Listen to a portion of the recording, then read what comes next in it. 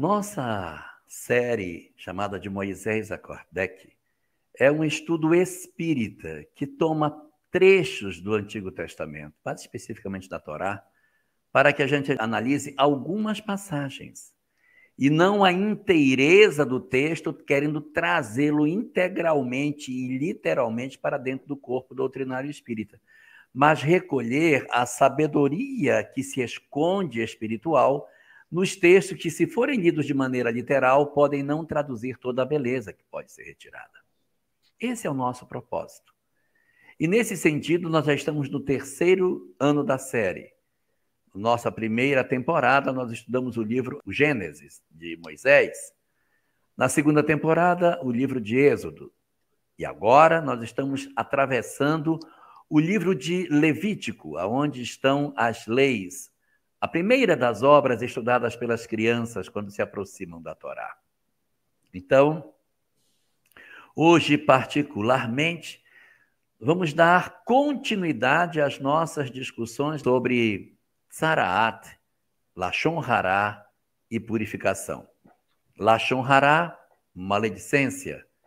Tzaraat, os problemas que decorrem da pele com relação a isso, e os rituais de purificação.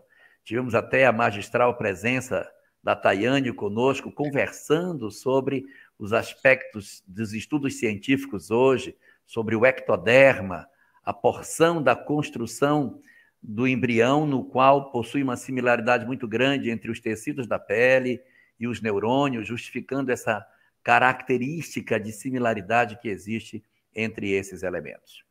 E hoje, particularmente, a gente vai dar continuidade daí. Não é isso, Álvaro?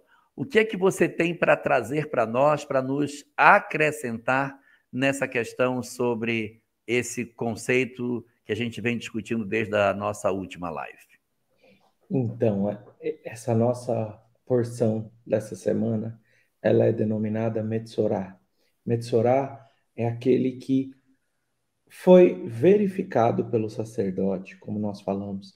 Ele falou a maledicência, ele falou Lashon Hará, e depois de ter falado Lashon Hará, isso a gente entende que a Torá também traz para outras situações, como, por exemplo, assassinato, adultério, outras questões que poderiam originar uma tzarat, e essa tzarat, ela estaria muito maior a ênfase para o Lashon Hará.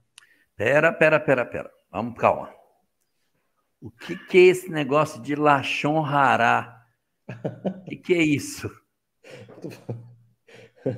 Lashon Hará é a maledicência. Eu falei e não Ah, percebi. Mas a gente tem uma ênfase muito grande para a maledicência na formação da Tzaraat. Só como e curiosidade, esse Tzaraat é o quê? então, essa Tzaraat, se a gente pegar o Novo Testamento, o Antigo Testamento, a gente vai ler a tradução como lepra. Mas essa não é a tradução efetiva da palavra. A tradução lepra foi dada quando ocorreu a tradução da Septuaginta, e ali naquele momento, por identificarem o problema de pele mais comum ao tempo e mais, talvez, amedrontador Grave, naqueles né? dias, como aquilo que hoje já não se chama lepra, né? Mas chamaram, então, traduziram de lepra. Mas é qualquer tipo de enfermidade que se somatiza na epiderme, na pele, e assim, aquilo que é espiritual, uma transgressão espiritual, ela vai se manifestando na pele. A pessoa descobriu Então, naquele peraí. tempo Deixa que eu ver se eu tem entendi. Deixa eu ver se eu entendi.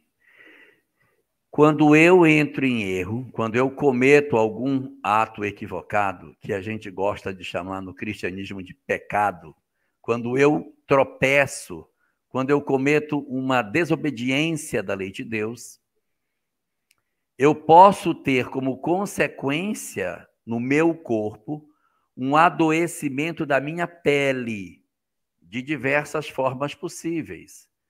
Apresentar uma impinge, uma psoríase, uma pitiríase, um eczema, uma erisipela, tudo isso seria de Tsaraat, uma hanseníase. Então, todos esses fenômenos que agridem a saúde da pele seriam entendidos todos eles como a consequência do delito praticado, com ênfase para a maledicência, que seria chamada de Lashon Hara. Seria mais ou menos desse jeito? Exatamente isso. E a gente percebe, Lahá, que o Antigo Testamento aqui vai enfatizar muito nessas duas porções, futuramente no livro de Números e em outras várias passagens. Isso tudo também vai ser trazido em forma de símbolo no Novo Testamento, em diversas passagens, quando, por exemplo, Jesus cura aqueles que são denominados os leprosos, devido a essa tradução, eu vou dizer, equivocada, tá? Agora é interessante, Alahá, que a gente encontra nenhuma proibição explícita na Torá para maledicência, mas a gente encontra no livro de Levíticos, aqui no nosso livro, que a gente está estudando nessa temporada, no capítulo 19, versículo 16, a seguinte alerta: não levante fofocas contra o teu povo. E isso daqui vai trazer toda uma reflexão em torno do contexto, o cuidado para com as palavras. Eu citei, Elahá, eu gostaria de trazer um conto de Humberto de Campos, que eu citei no último encontro. Eu queria trazer ele com mais detalhes. Ele está no livro Estante da Vida, psicografia de Chico pelo espírito Humberto de Campos, e conta que Jesus, ele estava no lar de Jeroboão, e no lar de Jeroboão, ali próximo a Corazim, ali naquela região, ele estaria vendo 4 publicanos, 4 pessoas muito conhecidas pela sociedade naqueles dias. E ele sai do lar, porque ele tinha que atender um chamado no vizinho ao lado, e ele diz para Simão Pedro: ampara-os com a verdade. E Simão Pedro aguarda aqueles homens entrarem. Jesus havia saído. Quando eles se aproximam, entram na casa de Jeroboão, ele bate na mesa com toda a força e fala assim: conheço-os vocês todos, víboras de Corazim. E ele vai se referir a um por um.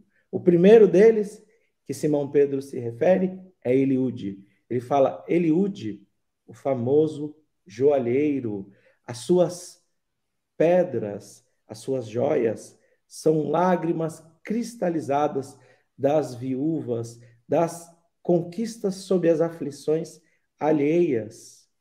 Você não deveria nem mesmo ter a coragem de pronunciar o nome de Deus. Ele fala para o segundo, e fala: Moabe, eu desconheço alguém com uma miséria moral tão grande. Você surrupiou os bens do seu pai, você extorquiu seus 2 irmãos. Um foi ao leito de morte e o outro está completamente enlouquecido, andando pelas ruas. Você, o terceiro deles, Zacarias, não se envergonhas de haver provocado a morte de Zorobatel, o sapateiro, com as suas execráveis cobranças, com a sua infindável tormenta, acabou causando a morte de Zorobatel e ainda surrupiou a sua esposa. E por último, ele se vira a Ananias e diz: e você, Ananias, que vives do comércio da fome? Ele era o único fornecedor de verduras, de leite, de comida ali naquela aldeia. E você faz com que todos estejam com fome pelos seus aumentos sucessivos dos preços. Nesse momento, ele diz: súcia de ladrões, bando de malfeitores. E Jesus vem voltando da casa do vizinho. Ai, meu Deus. Quando Jesus se aproxima, ele questiona Simão Pedro: o que fizeste? Por que você fez isso?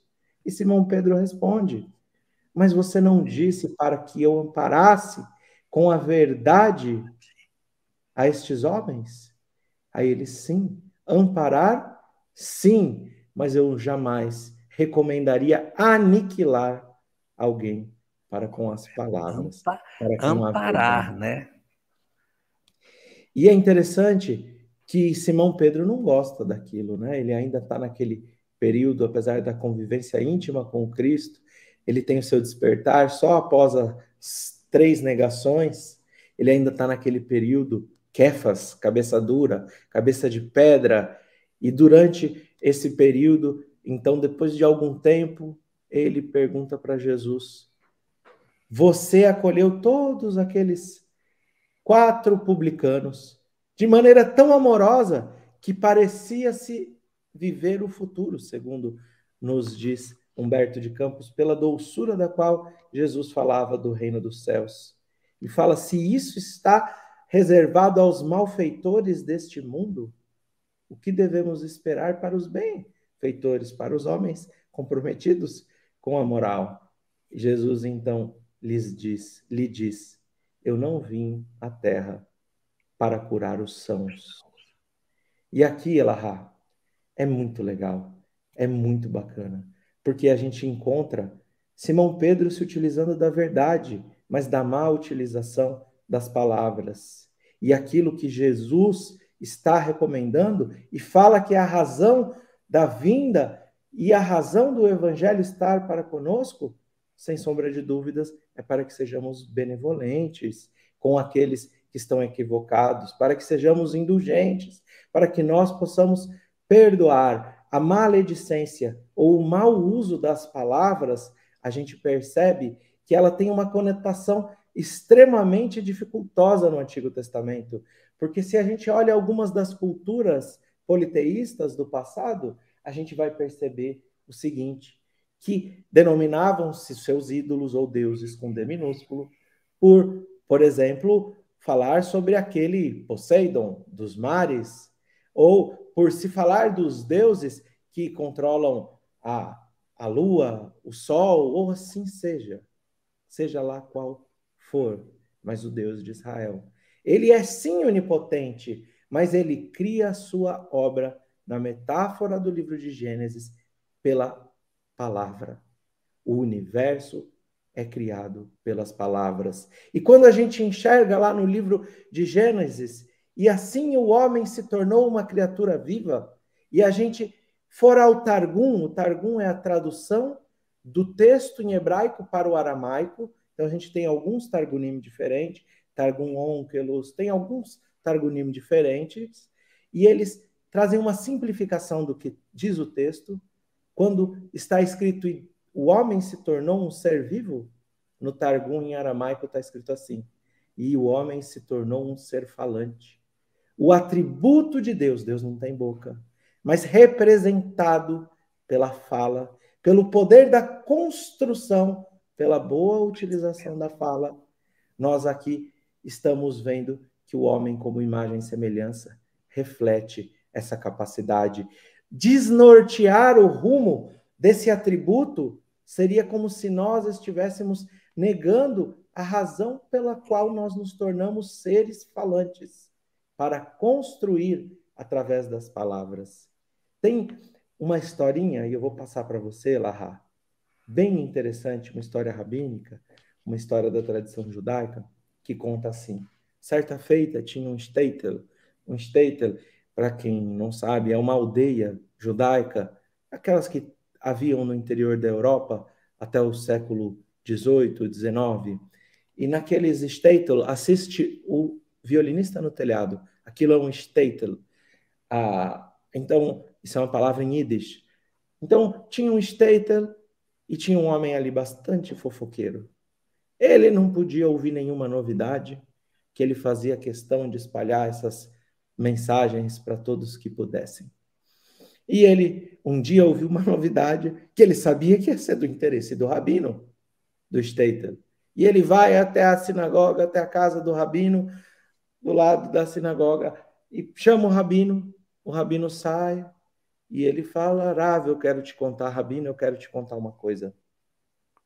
Você não sabe o que aconteceu. O rabino fala assim, espera só um minutinho, por favor, preciso fazer algo. Ele entra dentro da casa, pega um travesseiro, os travesseiros antigamente, principalmente na Europa, eram de pluma de ganso, e ele rasga aquele travesseiro, e aquele vento começa a espalhar as plumas para todo lado.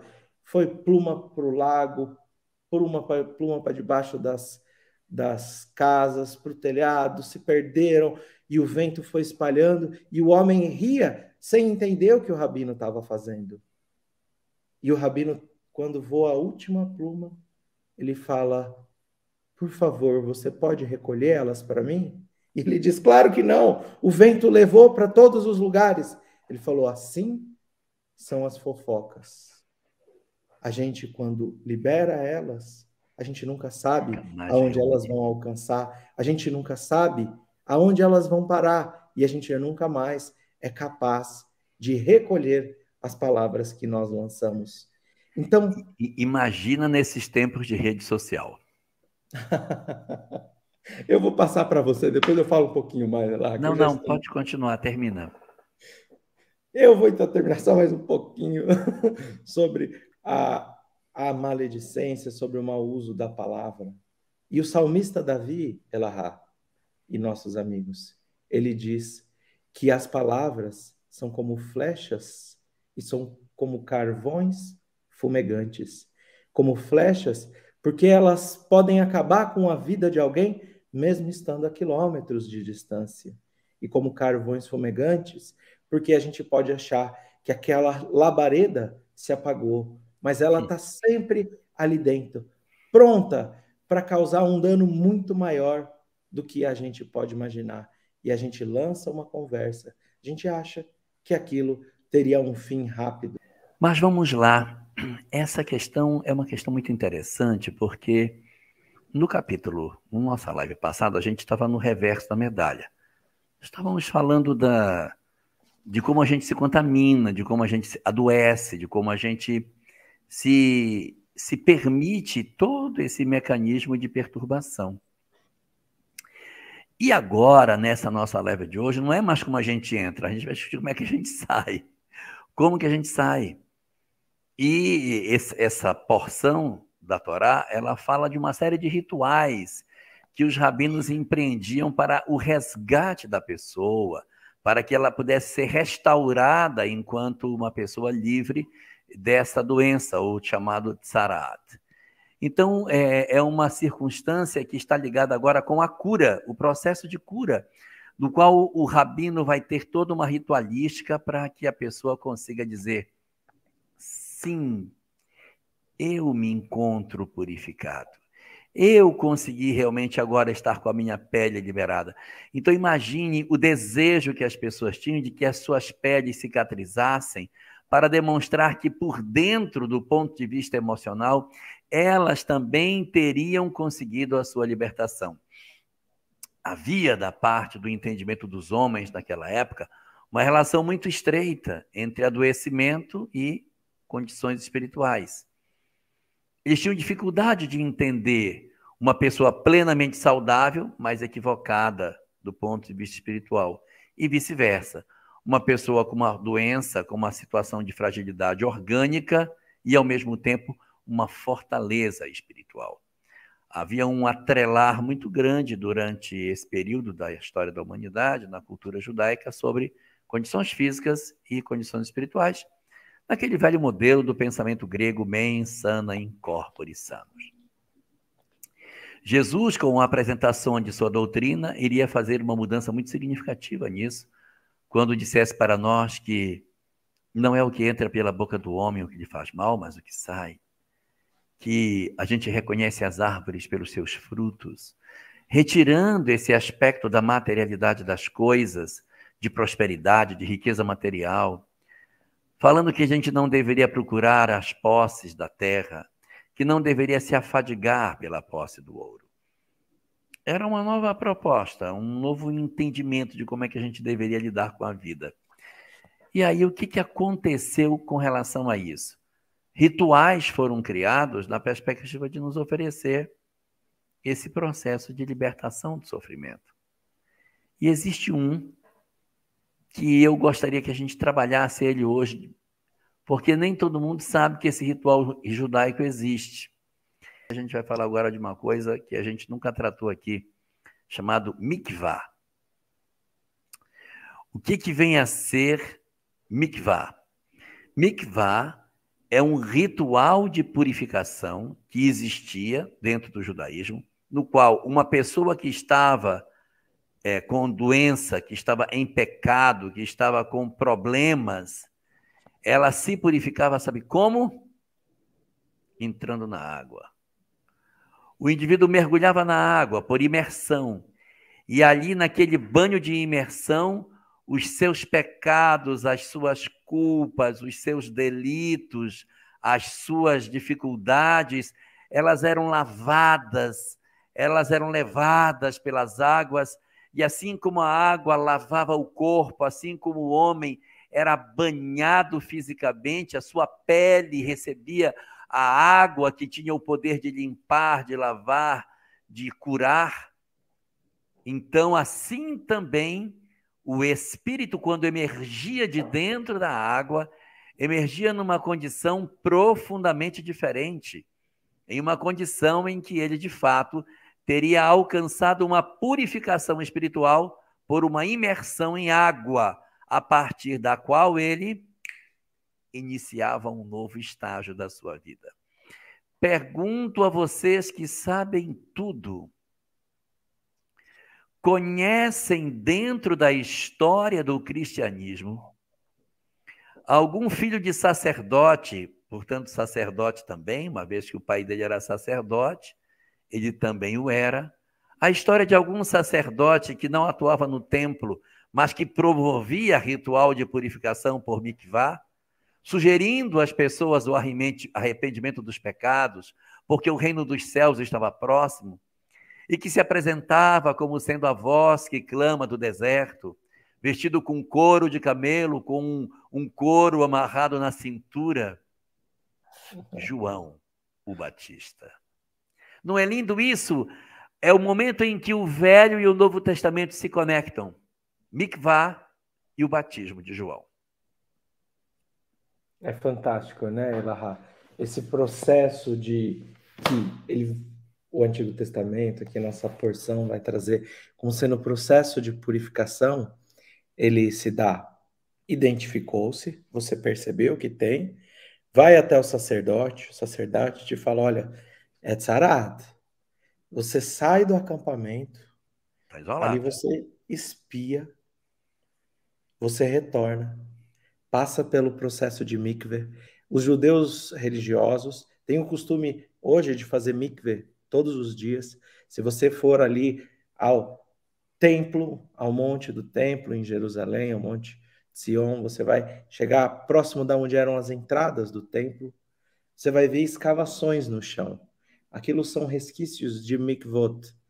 Se você for a Magdala, a Migdal em hebraico, você vai encontrar uma mikve lá da época do templo de Jesus. E por onde quer que você encontre história do povo de Israel, você vai encontrar esse ritual como sendo importante para os homens, para as mulheres, para sempre se libertar desse processo de impureza. Agora, o principal e o maior de todos os aspectos, a simbologia nasce lá do livro de Gênesis, de Noé, onde durante 40 dias e 40 noites o mundo foi purificado pela água, com o dilúvio. Então, a água tem que ter 40 medidas no mínimo.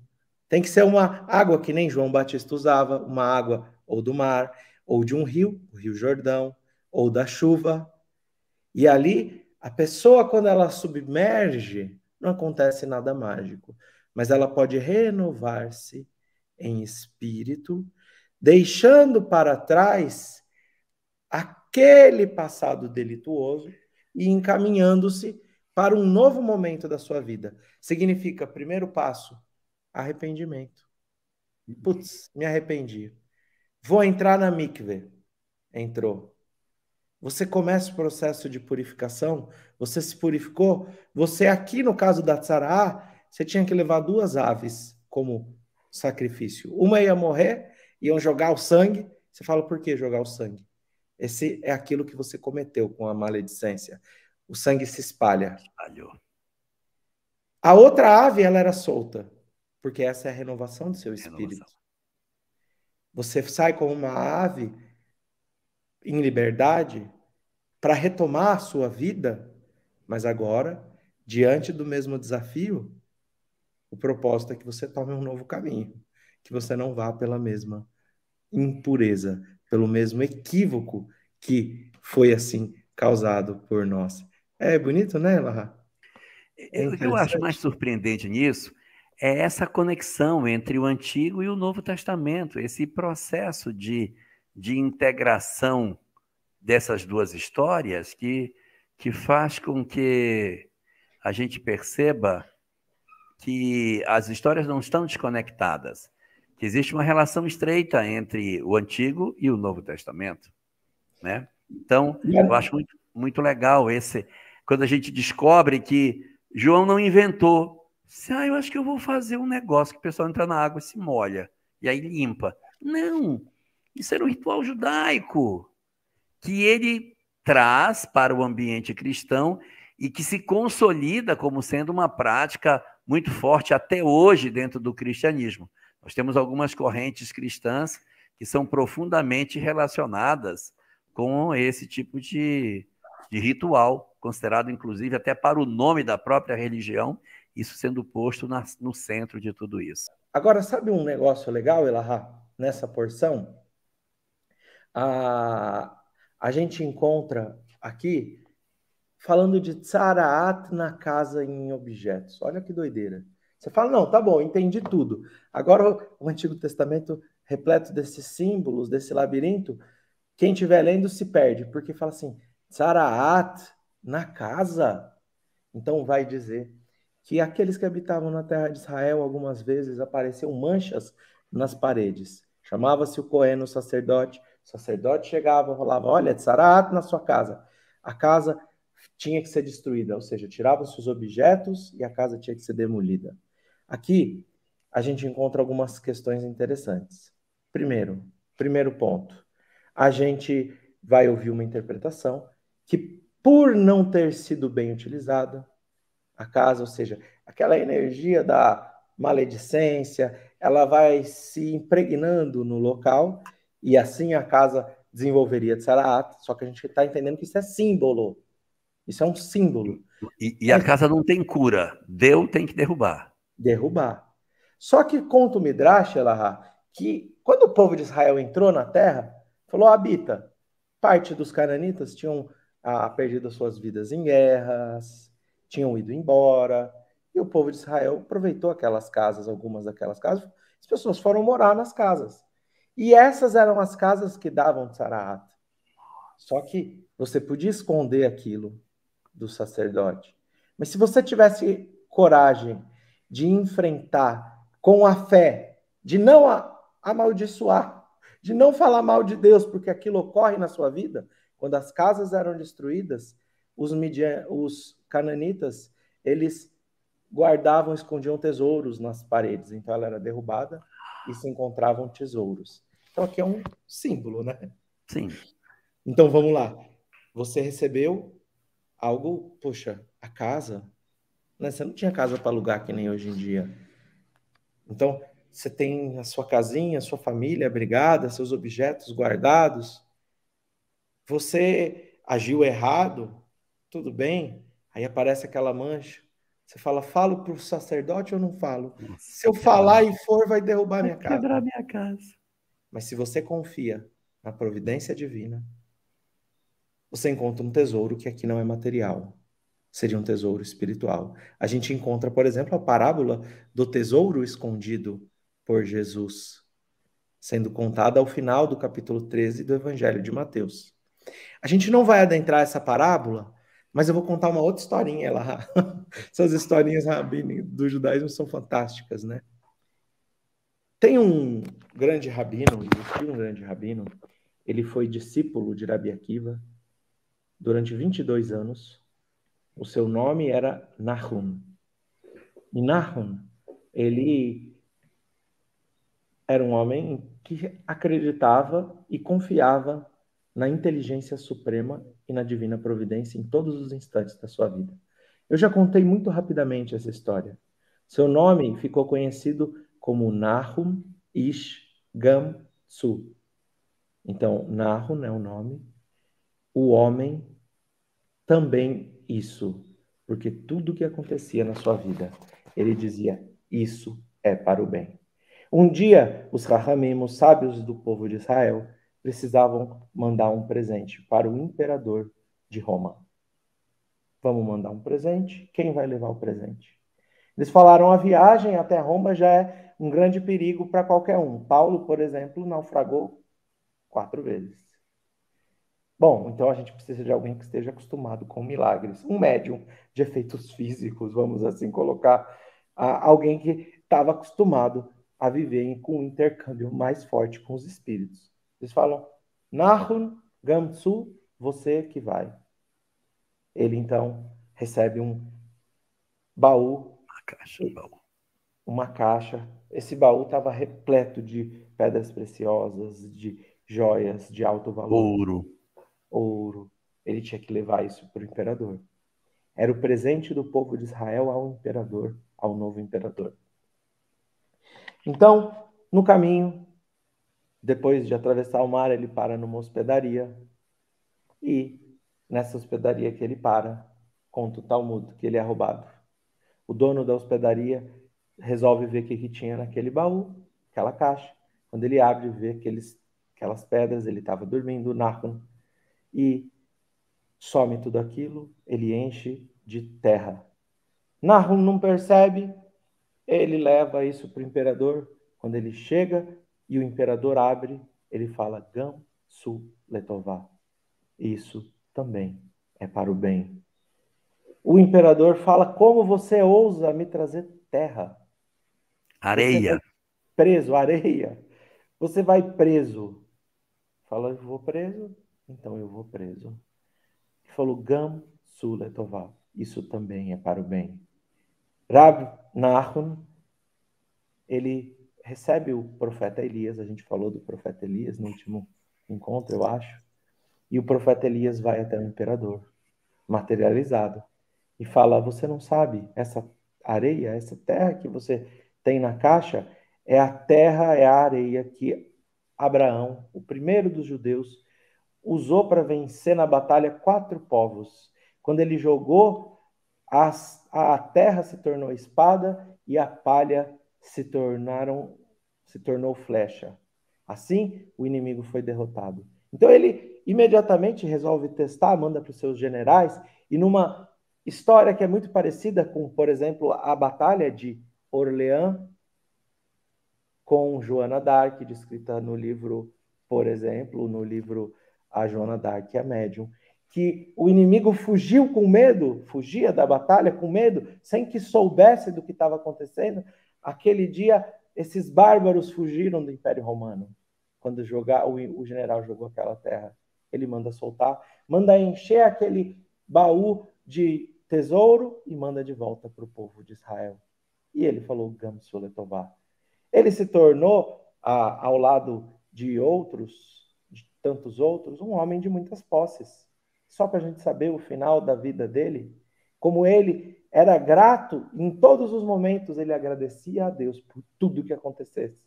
Mesmo que parecesse que o mundo tinha virado de pernas para o ar, ele falava com a confiança na divina providência. Isso também é para o bem. Não importa o que acontecesse. Ele estava um dia viajando com seu camelo, seus camelos. Ele levava comida, ele levava muitos bens. E veio um homem na direção, ele estava indo para a casa do seu sogro. E era um homem muito pobre. E ele oferece comida ao homem, mas não dá tempo. Aquele famélico morre diante de Gamsuletová. E ele não consegue aceitar o fato que acontecia com ele naquele momento. E ele então resolve pedir para a sua consciência a Deus que ele tivesse os seus olhos cegos, porque ele não viu a necessidade do próximo e ele ficou cego. Ele pediu que ele tivesse seus braços amputados pela vida, não por alguém, para Deus. E ele teve seus braços amputados porque ele não estendeu a mão aos pobres como deveria. Aquele homem caiu na sua frente e ele pediu que ele perdesse as suas pernas porque ele não caminhou em direção ao esfomeado. E ele teve as suas pernas amputadas. E ele ainda não estava em paz com a sua consciência, mas para tudo que acontecia, ele falava: isso também é para o bem. Isso também é para o bem. E ele pediu que o seu corpo fosse coberto por tzarat. E ele passou a vida sem poder, nem naqueles dias, tirar as formigas que subiam no seu corpo para pegar as feridas que ele tinha na pele. Então, um dia, os seus alunos, seus discípulos, foram visitar e falaram: mas que pena, que dor no coração ver isso tudo acontecendo com você, mestre. E ele falou: isso também é para o bem. Uma pena seria se eu estivesse vivendo sem isso. Então a gente aprende que o valor das palavras são muito maiores, são muito mais interessantes do que a gente pode efetivamente descobrir. As palavras constroem o bem, as palavras são co-criadoras da bondade de Deus nesse mundo. Afastar-se é negar a caridade, é negar o atributo de Deus. Então, Elahá, só para a gente, acho que a gente já vai para o encerramento, eu queria trazer duas questões interessantes para a gente encerrar. A primeira é sobre um caso de redes sociais que ficou famoso no ano de 2013. Eu não estou pegando nenhum da mais atual, para não parecer tomada de posição. Então, é só um caso que aconteceu nos Estados Unidos. Uma mulher tweetou dizendo, antes de embarcar para a África, um comentário maldoso sobre o HIV, sobre a AIDS. E ela teve um dos maiores cancelamentos que a gente assistiu naqueles dias. Ela ficou famosa, foi escrito 2 livros nos Estados Unidos sobre esse acontecimento. Quando ela pousou na África, ela já tinha se tornado totalmente famosa. Milhões de pesquisas, de publicações no mundo sobre as palavras equivocadas que ela tinha dado. E a gente vai encontrar, você vai conhecer a professora Ruth Benedict. Ela foi professora, PhD da Universidade de Cambridge. Ela é uma antropóloga. Entre os livros que ela escreveu é o Crisântemo e a Espada. E ela, como antropóloga, vai trazer 2 condições interessantes. 2 tipos de sociedade que desenvolveram-se no mundo. A primeira dessas é uma sociedade com embasamento cultural na vergonha. E a segunda delas é uma sociedade com embasamento cultural na culpa. E ela vai falar: a sociedade que se desenvolve com embasamento cultural na vergonha, que é a que a nossa hoje descende, é, por exemplo, a sociedade grega. Você segue os padrões, porque se você se afastar deles, você está envergonhando os seus pais, você está envergonhando a sociedade como um todo. E o ápice disso é a sociedade japonesa, onde, por exemplo, se você desonrou, envergonhou os seus pais, existia até o harakiri, o suicídio, né? A pessoa se mata com uma espada. Então, a gente vê essa sociedade. As pessoas não erram, procuram não errar, porque elas não querem envergonhar a sua família, a sua reputação. Mas tem outro tipo de sociedade, o segundo, que é a cultura da culpa. 2 sociedades que se desenvolvem assim, o judaísmo e aquelas sociedades que derivam do calvinismo. Então, quem vai para Israel às vezes estranha um pouco, até nos dias de hoje, porque as pessoas não estão nem aí para o que ninguém pensa dos outros. Você simplesmente faz porque o seu compromisso é com a consciência. O seu compromisso são com os seus valores morais. E você não está nem aí. Vão falar mal de mim? Fala. Quer fazer isso? Quer pensar? Pensa. Pouco me importa, eu vou fazer o que é certo à minha consciência. E ao tempo de Jesus, o que parece uma antítese, os fariseus, com aspectos exteriores, demonstrando ao mundo, nós entendemos que isso se deu por conta da helenização da cultura judaica naqueles dias. Então, Jesus, trazendo os valores da consciência, retomando o valor da essência dos nossos feitos, remonta essa ideia do Antigo Testamento. Mas essa Tzaraat é a única passagem do Antigo Testamento todinho que ela não faz referência à consciência, mas aqui, além do peso da consciência que se dá na necessidade de expiação, nós vamos encontrar a condição da vergonha pública. Porque aquele que tinha tzaraat, ele tinha aquela chaga exposta a todos. E as pessoas saberiam que ele errou, que ele estava impuro. E aqui, Elahá, eu vou trazer agora o livro dos médiuns, capítulo 29, e vou encerrar essa fala. Vou passar para você terminar. Allan Kardec, quando está falando no capítulo 29 sobre reuniões mediúnicas, e ele vai falar sobre a constituição de sociedades ou casas espíritas, e ele começa falando sobre as casas espíritas, sob a exata mesma frase que norteou os deveres de uma reunião mediúnica: a afinidade, o objetivo comum, o intercâmbio. É dali que sai as palavras que Dr. Bezerra, por exemplo, nos traz quando relembra o feixe de varas que nós devemos ser em uma casa espírita, em uma reunião mediúnica, como um feixe de varas, onde nós nos confundimos umas com as outras, tornando o grupo mais fortificado pela condição de estarmos norteados pelos mesmos objetivos, afinizados pelo estudo, vai dizer Allan Kardec para nós. Assim tem que ser a casa espírita, o grupo espírita.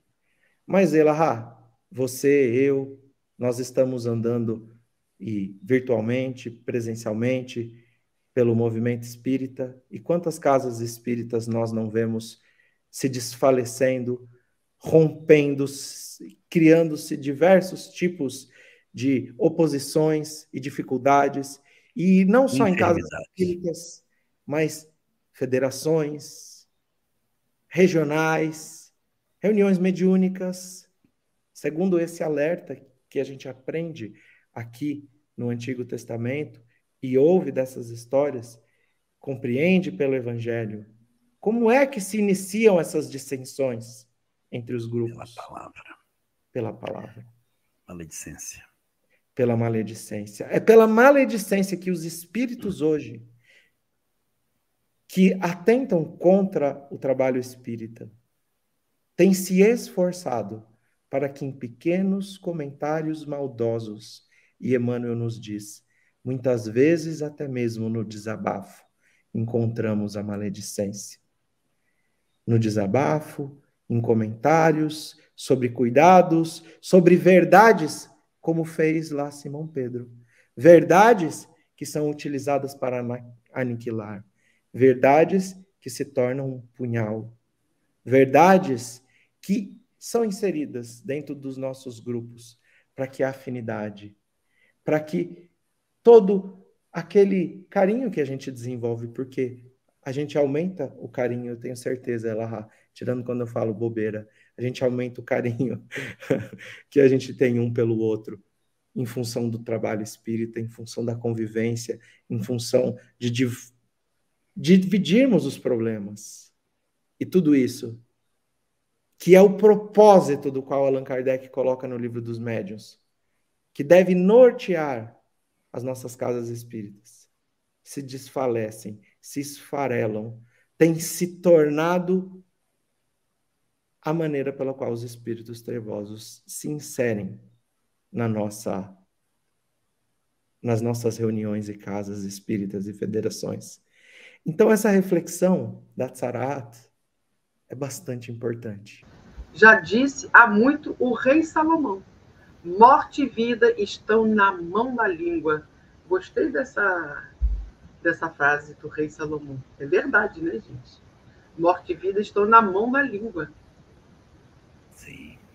E na epístola de Tiago, ele diz que a língua é o órgão mais perigoso do corpo humano.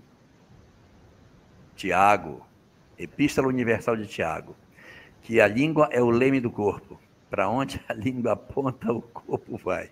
Então, ali está, porque a gente vai sendo guiado por isso. E teve uma hora que o Álvaro estava comentando, em que ele falou da seta, da flecha, e teve uma hora que ele comentou sobre isso, e alguns estudiosos da cultura chinesa dizem que existem 3 coisas que não voltam: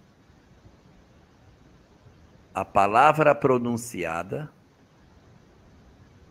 a flecha lançada e a oportunidade perdida.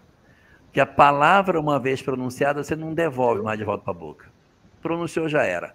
A flecha, depois que ela sai do arco, não tem mais o que fazer. Não tem como. E a oportunidade perdida, ela passou, não volta. Então, são 3 coisas que não voltam: a palavra pronunciada, a flecha lançada, a oportunidade perdida, que encaixa naquela questão que o Álvaro estava comentando sobre a questão da flecha, e que reforçam essa frase aí bem bonita de Salomão, que a morte e a vida estão nas mãos da língua, ou na mão da língua. Bonito, né? Mas a liberação das imperfeições, da purificação, na imersão completa na água, não poderia ser reencarnação? Mergulho sucessivo nas águas do líquido amniótico? E, ao mesmo tempo, também o Sidney. Isso não está vinculado à reencarnação também? Pode ser ou não pode? É isso, né? É isso. É isso. A gente sempre enxerga as parábolas do Antigo Testamento em microcosmos e macrocosmos. Porque aquilo que rege o micro, rege o macro. A lei divina. Então, funciona como... Ali é um ritual que tem uma tendência, um símbolo muito maior. Mas, como eu falei, o mergulho ao líquido amniótico, o nosso corpo com a água, todo esse tem o propósito da purificação nas múltiplas reencarnações. Inclusive, existe um detalhe, né? Quando a gente toma o capítulo 4 do Evangelho segundo o Espiritismo, Ninguém Pode Ver o Reino dos Céus Não Nascer de Novo, Kardec, na abordagem sobre nascer da água, ele faz essa alusão da água ser o princípio da vida.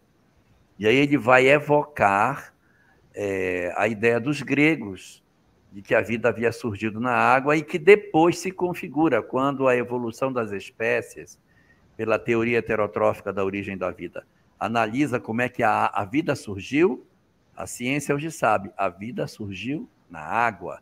Primeiro foram os seres do meio aquoso, e depois é que os peixes saíram na forma dos batráquios e dos répteis para dominar a terra.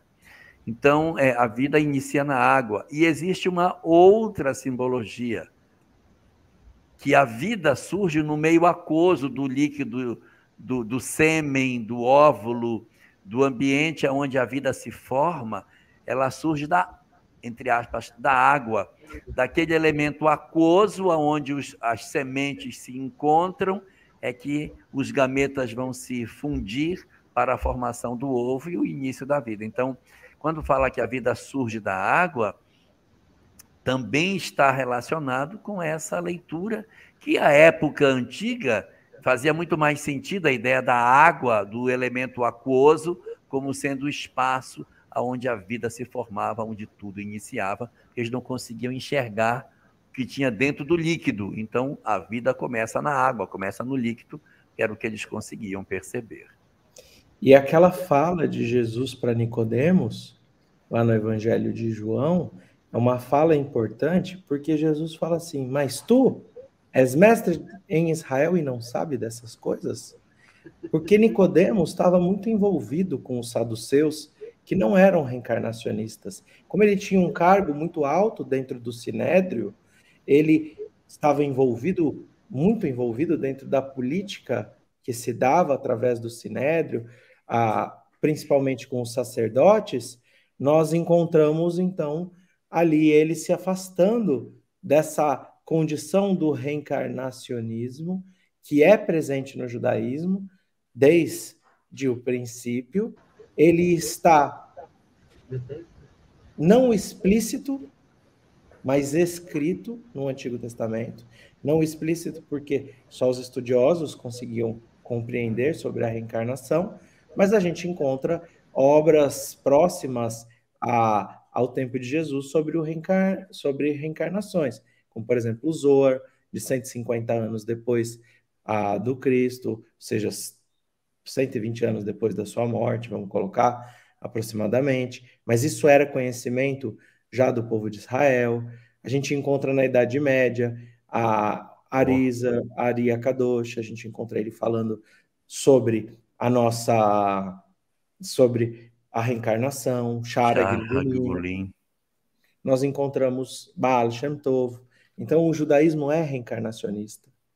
E quando ele puxa a orelha de Nicodemos, ele fala, mas espera aí, você está se afastando da essência por questões mundanas?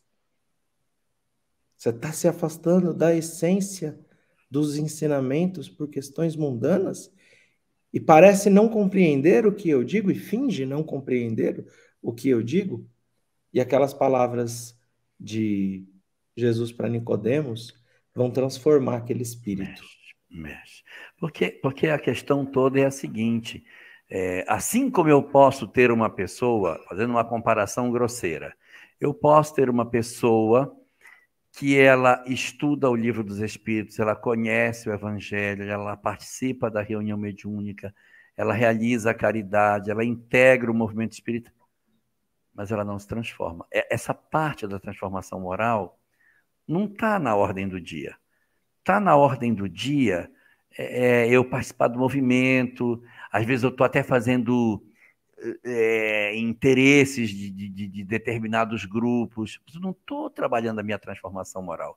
Mas é meio ilógico, porque a essência da doutrina é a transformação moral, o desapego dos bens terrenos. Eu estou fazendo tudo, estou indo no centro espírita, eu estou fazendo palestra, mas eu não estou me transformando e eu estou apegado às coisas materiais.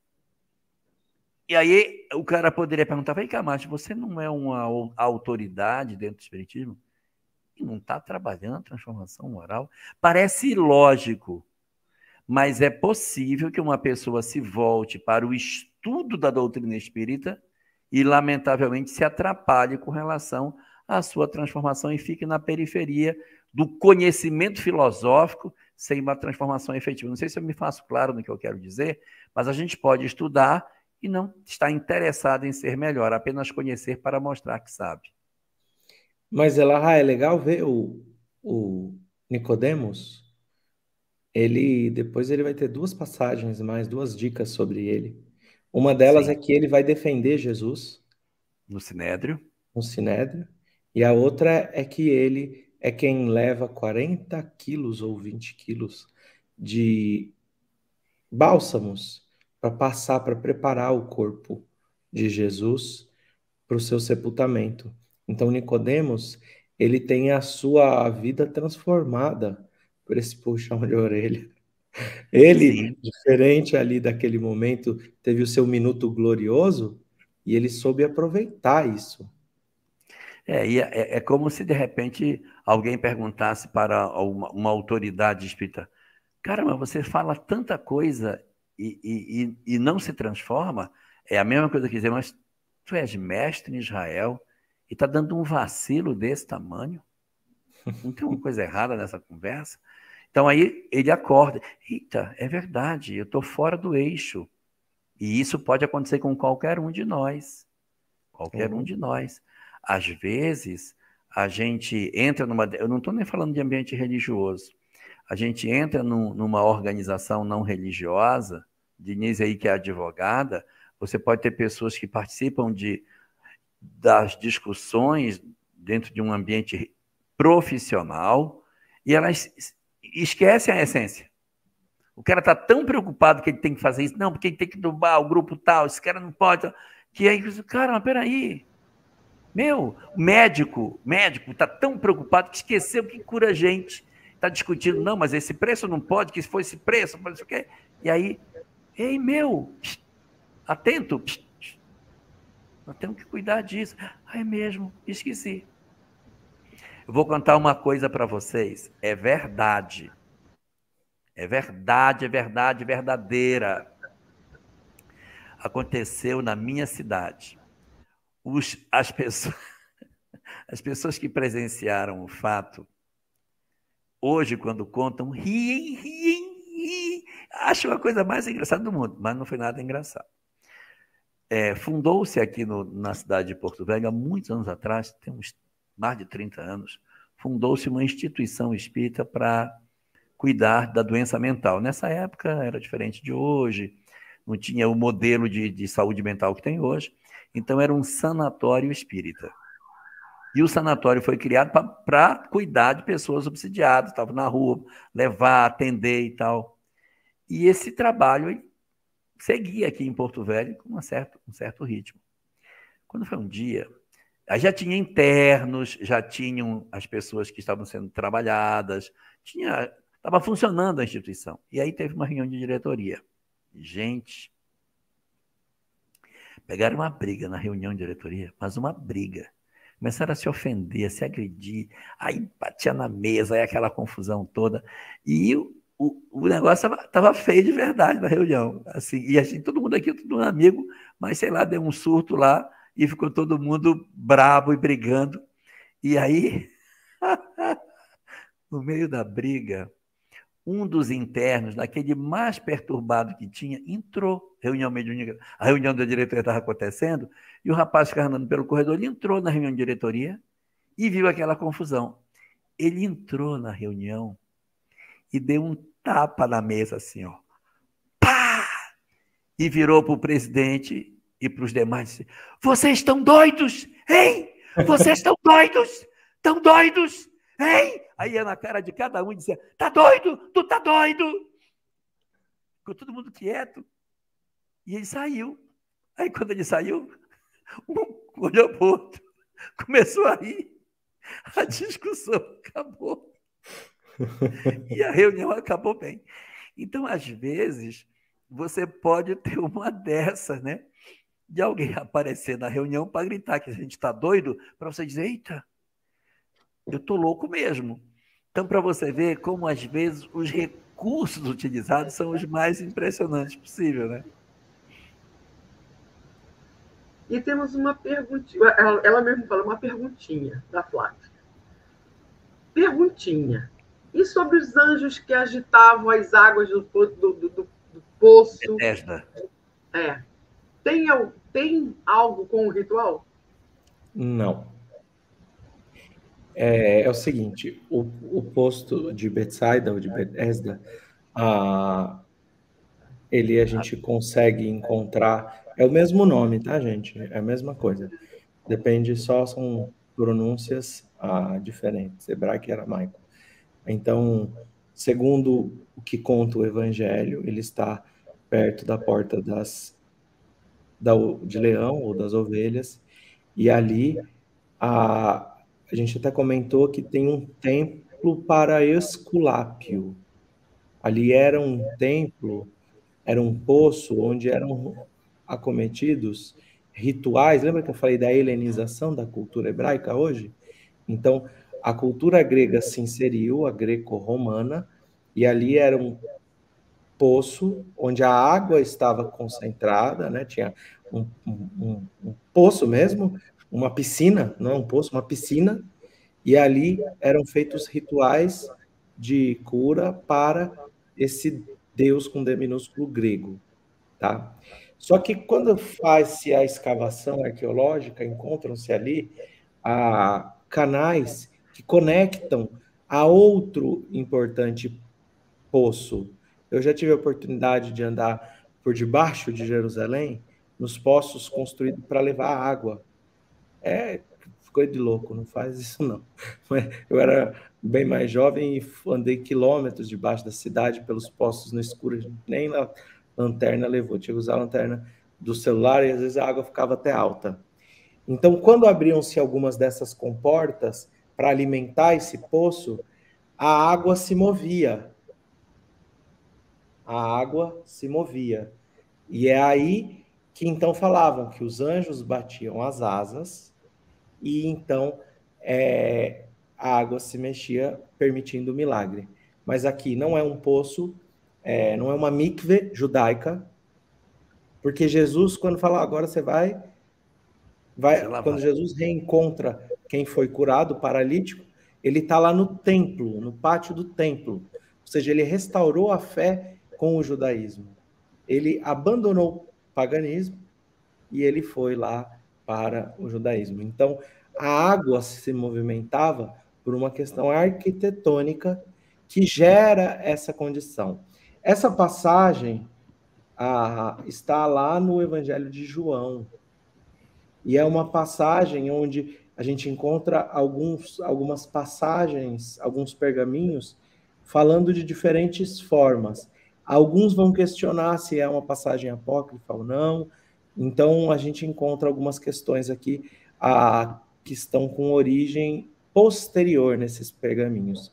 Mas, não estou falando que a passagem não é verdadeira, a passagem é verdadeira, está tudo ok. Só estou dizendo que existe aqui um contexto histórico para se analisar a passagem. Qual chaga é mais importante para os judeus? As invisíveis da alma ou as aparentes da pele, como na análise desta noite? A gente tem que entender que essa leitura ela é uma leitura que depende do tempo.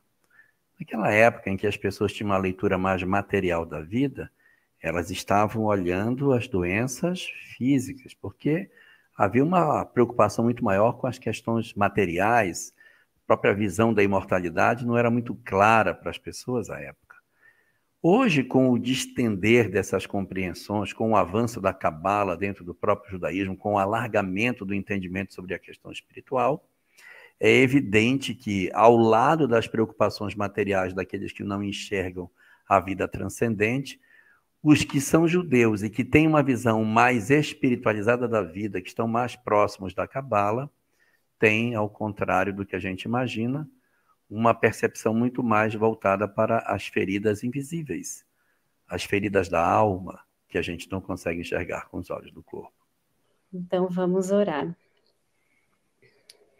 Nosso mestre amado, toda essa espiritualidade que nos envolve, nos conduz a esses momentos de união em corações e pensamentos, para estarmos aqui refletindo e cada vez mais compreendendo as lições do nosso querido irmão maior que nos trouxe e do nosso Pai Celestial que nos permite a cada novo dia novas oportunidades de nos redimirmos, de nos curarmos das nossas imperfeições e que saibamos aproveitá-las, que saibamos enxergá-las, escutá-las cada vez mais e consigamos assim seguir a nossa trilha, a nossa jornada